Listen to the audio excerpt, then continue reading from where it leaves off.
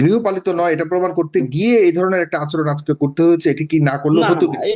এটা এটা এটা নয়, এটা সময়ের দাবি। তাছাড়া এ- তাছাড়া সরকারের পক্ষ থেকে বা সরকারের বিশিষ্ট স্বরাষ্ট্রমন্ত্রী তো আজকে স্পষ্টভাবে বলেছে যে সব বিরোধিতা করেছে, কারণ এই না, এটা রাষ্ট্রপতির এটা অধীনেই তো সাগর ভাই, সবকিছু করেছে এটা আজকে না না, পর্যন্ত। আমি বলি।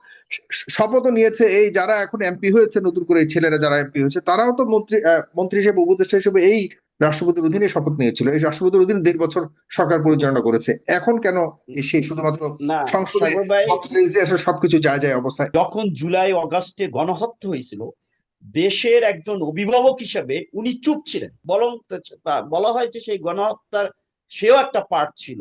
আজকে পার্লামেন্টের যে দৃশ্য দেখলাম, আমার ইতিপূর্বে বক্তা বলেছেন, আলোচক, মর্নিং শোজ দ্য ডে। আমরা আশাবাদী যে এরকম একটা খুব হৃদ্যতাপূর্ণ একটা ভালো একটা কালচার তৈরি হবে ইনশাআল্লাহ এই পার্লামেন্ট দেখে। আজকে মাননীয় প্রধানমন্ত্রীর বক্তব্য, তারপরে বিরোধী দলীয় প্রধানের বক্তব্য অত্যন্ত চমৎকার এবং আমাদেরকে খুবই আশাবাদী করেছে যে এটা। এরপরে এনসিপি যে নাহিদ ইসলাম, সেও খুব ভালো বক্তব্য রেখেছেন।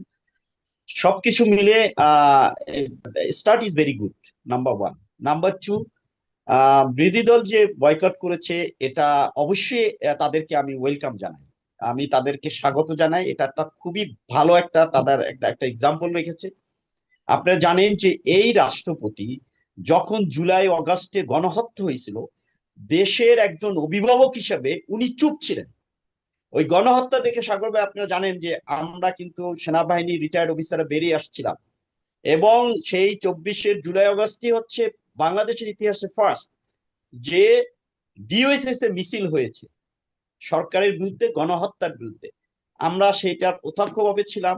আমি নিজেও, আমার সৌভাগ্য হয়েছিল থাকার, আমি নিজেও 3 আগস্টে আমি কেন্দ্রীয় শহীদ মিনারে গিয়েছি, ওখানে আমি বক্তব্য রেখেছি, সেটাও যমুনা টিভিতে আসছে ইত্যাদি। তো আমি বলবো ওই সময় আমরা কিন্তু বিবেকের তাড়নায় কিন্তু আমরা বেরিয়ে আসছি, গণহত্যা মেনে নিতে পারি নাই। যেখানে আপনার হেলিকপ্টার থেকে, যেখানে হেলমেট বাহিনী পুলিশের সাথে মিলে, বিজিবি, একটা পর্যায়ে সেনাবাহিনীর একটা অংশ লাইন পজিশনে যে গুলি চালিয়েছে, এইসব দৃশ্য দেখে কিন্তু আমাদের বিবেক নাড়া দিয়েছে। অথচ আমরা তো দেশের অভিভাবক ছিলাম না, অথচ দেশের অভিভাবক হিসেবে সে কোনো দায়িত্ব নেই, চুপ ছিল, কমপ্লিটলি চুপ ছিল, বরং বলা হয় যে সেই গণহত্যার সেও একটা পার্ট ছিল।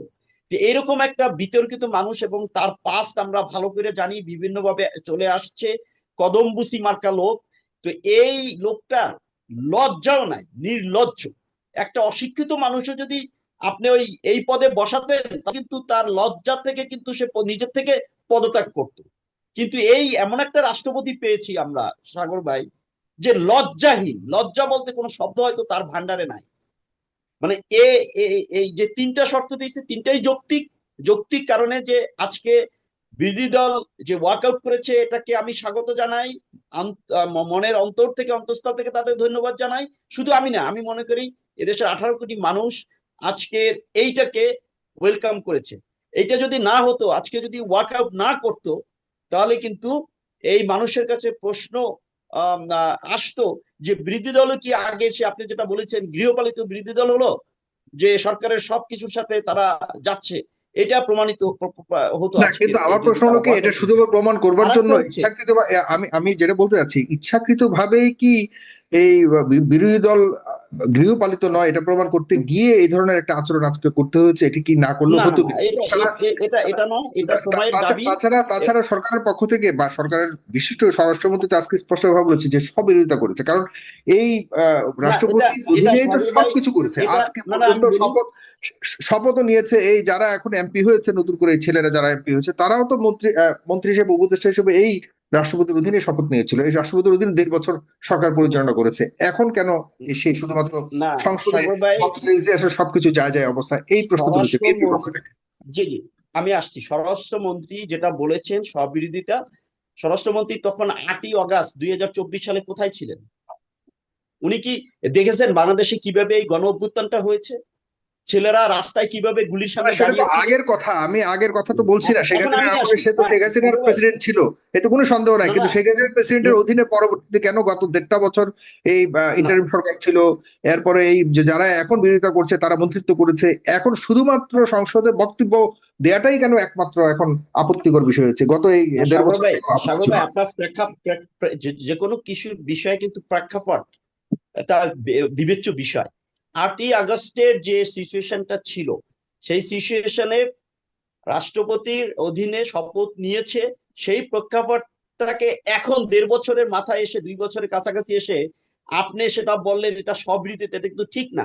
ওই সময় সিচুয়েশন যেটা বাংলাদেশে প্রিভেল করছিল, কোন সরকার ছিল না, পুরা সরকারের সবাই মানে মন্ত্রী, এমপি, মসজিদের ইমাম পর্যন্ত পালিয়ে গেছে, দেশ থেকে নাই। হুম। এরকম একটা সিচুয়েশনে এখন 8ই তারিখ যে সবাইকে শপথটা সবাইকে নিয়েছে, বাধ্য করেন পালাতে, কিন্তু রাষ্ট্রপতিকে রেখে দিলেন।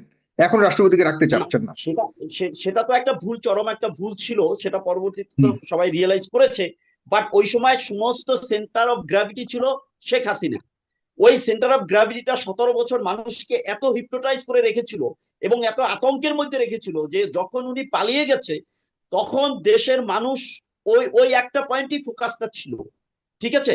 তো 3 দিনের মধ্যে যে শপথটা নিয়েছে, সেই শপথটার ওই প্রেক্ষাপটটাকে এখনকার প্রেক্ষাপটে নিয়ে এসে আপনি বলবেন স্ববিরোধিতা, এটা কিন্তু জাস্টিফাইড না, এটা যৌক্তিক না সাগর ভাই। এটা আপনাকে সিচুয়েশনটা রিয়েলাইজ করতে হবে এবং ওই সময় সিচুয়েশনটা আপনাকে বুঝতে হবে কোন সিচুয়েশনের পরিবর্তিতে, কারণ তখন একটা এখন একটা বক্তব্য সরকার দেওয়ার ইন্টারিম কারণে গভর্নমেন্ট। এখনকার পরিস্থিতি কেন আপনারা প্রিভেল করতে পারছেন না?